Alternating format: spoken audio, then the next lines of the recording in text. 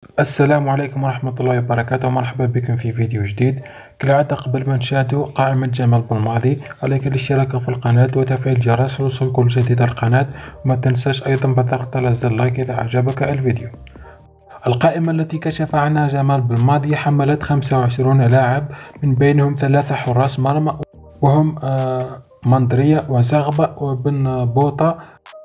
كما وجه بالماضي الدعوة ل8 مدافعين هم يوسف عطال وجيتون وعيسى وتوغاي وبن سبعيني وطوبة ولوصيف وآية نوري. أما في خط وسط الميدان عودة كل من سفيان فيغولي إلى جانب زروقي وزرقان وعوار وعبدلي وقادري وبوداوي.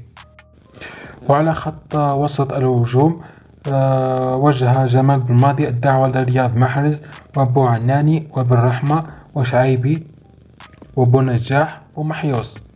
ويذكر أن التربص المقبل للخضر المقرر يوم 4 إلى 12 ديسمبر الجاري تخلله مباراة تنزانيا في السادس من ذات الشهر برسم الجولة الأخيرة من تصفيات كان 2023.